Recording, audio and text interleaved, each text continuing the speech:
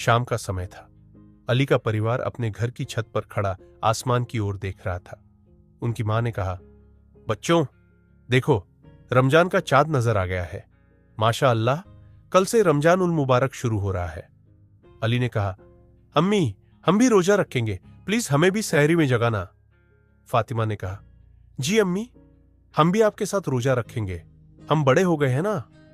Haniyeh ने कहा, और मैं भी। अब्बू ने मुस्कुराते हुए कहा, मेरे बच्चों, रोजा बहुत बड़ी इबादत है, लेकिन अभी तुम छोटे हो। लेकिन अगर तुम आधे दिन सब्र करो और रोजा की नियत करो तो अल्लाह तुम्हें भी सवाब देगा। रात का प्रसन्न माहौल था। अम्मी धीरे से उठी और रसोई में जाकर खाने की तैयारी करने लगी। अम्मी ने पुकारा, उठो बच्चों, सहरी का वक्त हो गया है।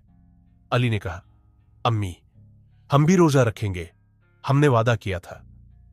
अम्मी ने मुस्कुराते हुए कहा, मेरे प्यारे बच्चों, रोजा अभी तुम पर फर्ज नहीं है, लेकिन अगर तुम नियत करोगे और थोड़ा सा सब्र करोगे तो अल्लाह तुम्हें भी सवाब देगा। अब्बू ने कहा, हां हां, तुम सहरी करो और नियत कर लो। हमने दुआ की, अल्लाह हमें यह रमजान नेकी से गुजरने की ताकत दे।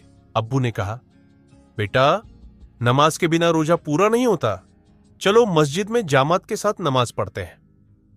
मस्जिद में सब लोग पंक्ति में खड़े हो गए। इमाम साहब फज्र की नमाज पढ़ा रहे थे। घर में फातिमा, हनिया और उनकी अम्मी नमाज पढ़ रही थीं। नमाज पूरी होने के बाद इमाम साहब मसले पर बैठ गए और सबको संबोधित करने लगे। प्यारे भाइयों, आज रमजान उल मुबारक का पहला दिन है और यह महीना बहुत बरकतों वाला है। अल्लाह ने हमें मौका दिया है कि हम ज्यादा से ज्यादा नेकी करें, रोजा रखें, नमाज पढ़े और दूसरों की मदद करें।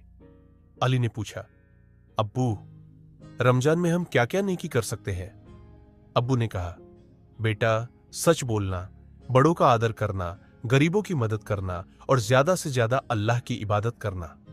इमाम साहब ने कहा, रोजा सिर्फ भूखा रहने का नाम नहीं, बल्कि जबान, आंख, हाथ और दिल को बुरे कामों से रोकने का नाम है। जो रोजे में किसी का दिल नहीं दुखाता, अल्लाह उसे बहुत बड़ा अजर देता है।